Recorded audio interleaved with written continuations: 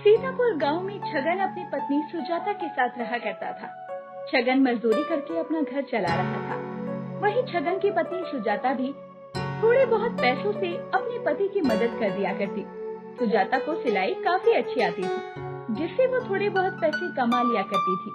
एक रोज सुबह के समय छगन भोलेनाथ की पूजा कर रहा होता है।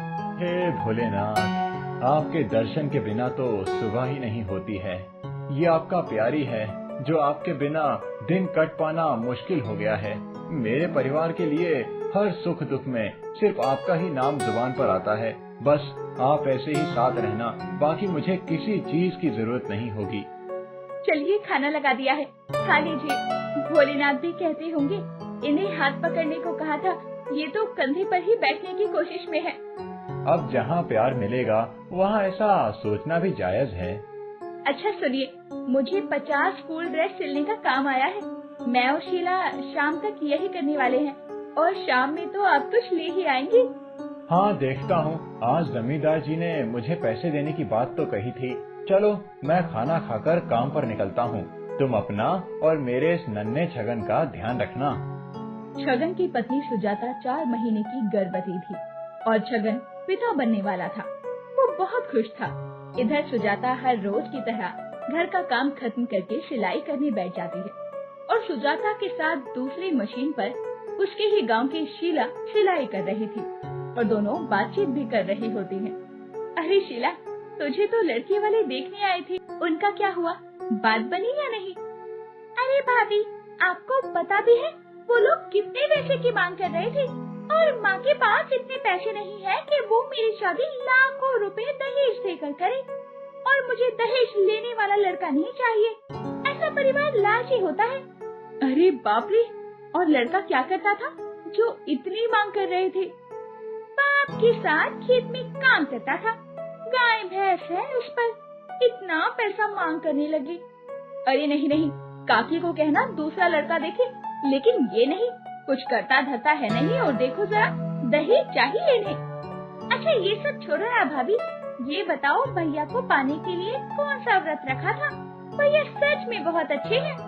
अरे मैं तो शुरू से ही शिव जी की पूजा करती आई हूँ, और उन्हें ही कहा था कि बस एक ऐसा वर देना जो मुझे सपोर्ट करे, मेरे सुख दुख में साथ रहे और मुझे समझे। भोलेनाथ ने तो आपकी सुन ली, और उन्होंने खुद के भक्त से आपकी शादी करवा दी। वैसे भाभी, आपको थोड़ा आराम भी करना चाहिए। ये आखिरी वाला तैयार कर दो, इसे लगाकर 10 ड्रेस तैयार हो जाएंगी। उसके बाद मैं थोड़ा सा आराम करके फिर से सिलने बैठ जाऊंगी। सुजाता बहुत मेहनती थी, वो इस परिस्थिति में भी काम कर रही थी, लेकिन ये सब छगन के पड़ोस में रहने वाले गगन को रास नहीं आता कि छगन तो कमा ही रहा है, लेकिन उसकी पत्नी भी खूब मेहनत कर रही है। वो खिड़की से शीला और सुजाता को देखकर अब अपने घर की तरफ बढ़ता है। छगन को तो छगाना होगा ही। ये सब सोचकर गगन अपने घर पहुंचता है और अपनी पत्नी को ताने देते हुए कहता है, पूरे दिन बस खाना ही जानती हो, कभी काम भी कर लिया करो। वहाँ छगन की बीवी को देखो, उसके पास कपड़ों के कितने ऑर्डर आए हैं, और ऊपर से वो पेट से भी है, तब भी काम कर रही है। और तुम ना तो माँ बन सकती हो, ना ही कोई काम तुम्हारे बस का है। अरे मुझसे थोड़ा धीरे बात करो। एक बार भी अगर गलती से बैठ गई तुम्हारे ऊपर, तो बोलने लायक नहीं रहोगी सारी जिंदगी। मुझे पता था तुमसे कुछ हो ही नहीं सकता। अब जो करना है मुझे ही करना होगा। अब देर शाम छगन घर आता है और हाथ मुंह धोकर भोलेनाथ की फोटो के आगे अगरबत्ती जलाकर चाय पीने बैठता है। क्या बात है, आज कुछ ज्यादा ही अच्छी लग रही हो। कहीं ये सुंदरता माँ बनने की तो नहीं? हाँ, ऐसा ही समझ लीजिए, लेकिन आज मैं बहुत थक गई हूँ। शीला ने ही ज्यादा से ज्यादा काम किया है, मैंने तो बस आराम किया है। इस हालत में तो सुस्ती आएगी ही ना। तुम भी ना कितना सोचती हो। छगन और सुजाता अपने घर गृहस्थी में खुश थे, लेकिन कहते हैं ना कि खुशियों को जल्दी ही बुरी नजर लग जाती है। ऐसे ही समय बीत रहा था, सब कुछ अच्छा चल रहा था, लेकिन एक रोज जब सुजाता सिलाई करने बैठती है, तो वो देखती है कि उसकी सिली हुई ड्रेस वहाँ है ही नहीं। शीला, मुझे जहाँ तक याद है, जो ड्रेस सिल चुके थे उसे मैंने यहीं रखा था, लेकिन वो मिल नहीं रहे। हाँ भाभी, वो सब आपने यहीं तो रखी थी। लेकिन यहाँ तो कोई आता भी नहीं है। फिर ये कैसे कहीं जा सकती है? कल वो सारी ड्रेस मुझे तैयार करके देने हैं, वो भी सुबह सुबह। हाँ भाभी, वो तो मुझे भी पता है, लेकिन आप इतना परेशान क्यों हो रही है? धीरज से सोचिए कि आपने कहाँ रखा है। मुझे याद है, मैंने यही रखे थे। क्या करूँ, पूरे 1 सप्ताह लगे थे उसे बनाने में और ड्रेस है कि मिल नहीं रही। मिल जाएगी भाभी, मैं चलती हूँ। कोई दिक्कत लगी तो याद करना, माँ मेरा इंतजार कर रही होगी। उन्हें दवा दिलवाने के लिए जाना है। शीला के जाने के बाद सुजाता उस ड्रेस को सब जगह ढूंढती है, लेकिन वो उसे कहीं नहीं मिलती। अब सुजाता बहुत ज्यादा परेशान हो जाती है। इधर गगन उन ड्रेस को कपड़े की दुकान में बेच चुका था, और तो और अब वो बोतल लिए नशे में गाता हुआ घर आ रहा होता है। थोड़ी सी जो पीली है, चोरी तो नहीं की है, थोड़ी सी जो है। अरे अरे गगन, संभाल खुद को, आज बड़े दिनों बाद ये खंबा हाथ लगा है। क्या बात है गगन भाई, गाना तो अच्छा गा लेते हो, चलो घर छोड़ दूं। क्या क्या, क्यों भाई? नहीं नहीं, मैं खुद चला जाऊंगा, मुझे अभी इतना नशा नहीं हुआ है। वो तो दिख ही रहा है। इधर छगन जब घर आता है तो देखता है कि सुजाता एक कोने में बैठकर रो रही थी। ये देखकर छगन डर जाता है। अरे सुजाता, तुम ठीक तो हो? क्या हुआ, तुम रो क्यों रही हो? वो सब बर्बाद हो गया। जो मैंने इतनी मेहनत से ड्रेस बनाई थी, वो सब चोर चोरी करके ले गए। कल सुबह वो ड्रेस देनी है।